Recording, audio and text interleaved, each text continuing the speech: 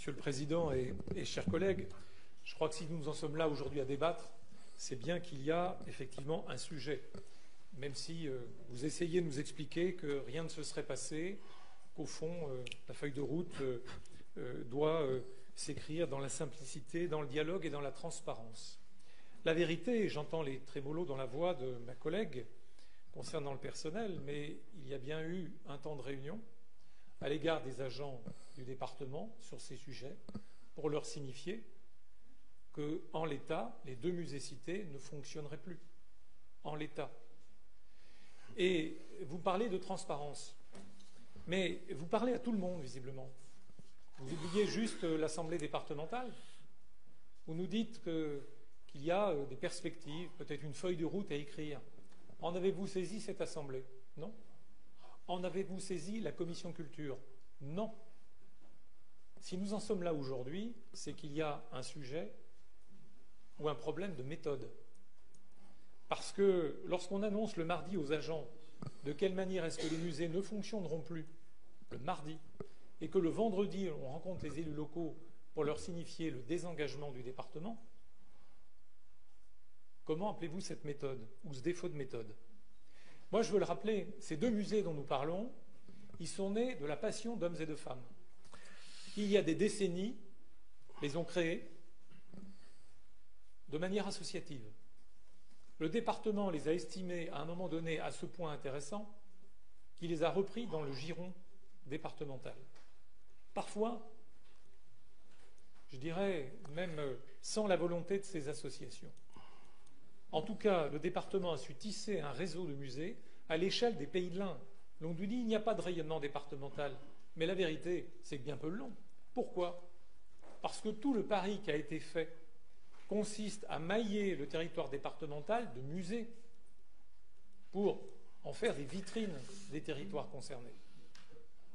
Et donc, ces musées ont toute leur importance, je le dis, pour mettre en évidence le patrimoine vernaculaire, les traditions et savoir-faire, la question environnementale et de la biodiversité.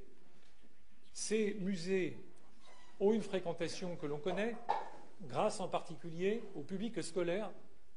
C'est essentiel d'effectivement faire en sorte que les Indinoises et les Indinois les plus jeunes aient accès à ces collections. Donc vous nous expliquez qu'effectivement, de débat, il n'y aurait pas dû y avoir. C'est dommage. Vous réduisez le débat à la polémique. Je suis désolé, il n'y a pas de fumée sans feu. Les annonces qui ont été faites, en particulier en interne, ou à l'égard de certains élus, ont fait réagir. Et lorsque j'entends mon collègue Alain Chappuis parler de mobilisation, je partage ce qu'il vient de dire. Je suis très heureux, en effet, que les habitants, que les associations, que les acteurs locaux, que les élus se mobilisent pour dire que ces lieux doivent avoir un avenir.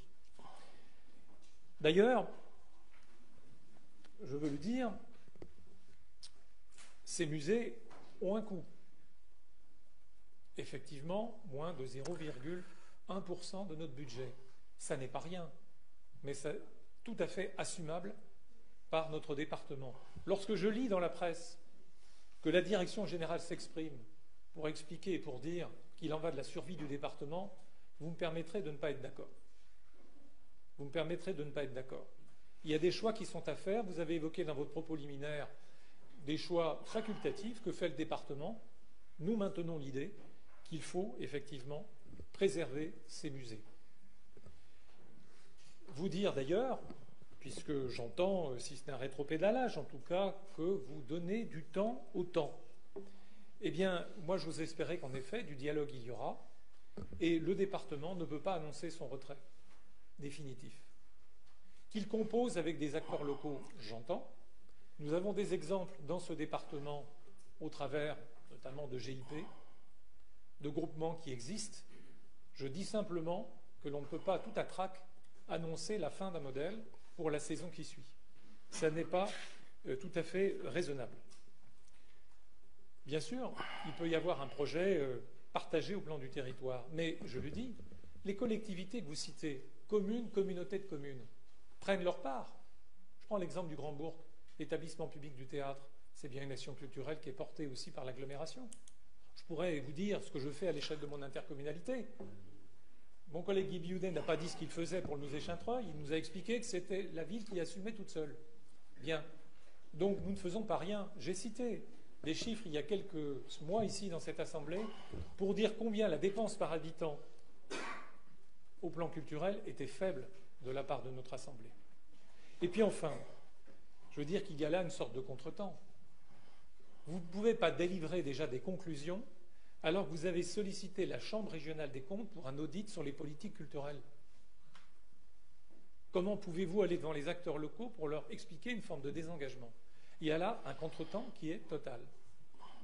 Et puis, autre contretemps, c'est que le département a investi de manière forte dans le musée de Cerdon, dont on dit qu'il trouve son public. On va voir dans la durée, j'en accepte l'augure. Comment pourrions-nous investir massivement dans un des territoires de l'Ain et expliquer une forme de retrait pour les autres? Ces territoires sont des territoires ruraux. Cette culture muséale participe à la dynamique par milliers, une dizaine de milliers de visiteurs parfois. C'est essentiel pour le tourisme local. Et ce qui a été, je dirais, génial dans ces années 90, je n'étais pas élu ici. La majorité n'était pas de ma sensibilité politique. Mais cette idée de dire qu'il y a une conservation départementale, qu'il y a des équipes de médiation, qu'il y a des équipes de recherche qui maillent le territoire, qui se retrouvent en dehors de la saison pour penser les saisons à venir, c'est ça l'important. On ne peut pas réduire un musée à un guichet. Il faut des équipes pluridisciplinaires. Le département les possède aujourd'hui.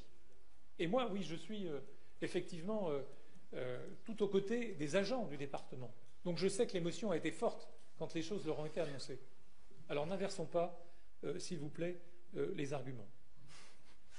En tout cas, moi je souhaite que ce vœu, qui se veut œcuménique, n'est-ce pas, qui se veut consensuel, puisse être voté. Et au-delà, je demande à ce qu'il y ait effectivement une sorte de moratoire, en tout cas que cette idée de retrait du département à l'issue d'une saison ne soit pas actée, et qu'effectivement, dialogue soit pris avec l'association des élus départementaux et notamment de sa commission culturelle, ce qui n'a pas été fait. Je crois que l'Ain peut s'enorgueillir d'avoir ce réseau de musées aujourd'hui et de continuer à les porter. Je pense pouvoir dire, vous m'avez souvent entendu d'ailleurs dire ici, qu'il fallait une feuille de route départementale pour les musées. J'ai même souvent dit qu'on ne la voyait pas venir. Et aujourd'hui, on nous explique que la fréquentation ne serait pas suffisante, que le coût est ici. Moi, je le dis, attendons les conclusions de l'audit de la Chambre régionale des comptes. Ce serait à tout le moins quand même l'essentiel. Et voyons de quelle manière nous pouvons débattre de l'avenir de ces musées ici de manière sereine. Loin des polémiques pour le coup.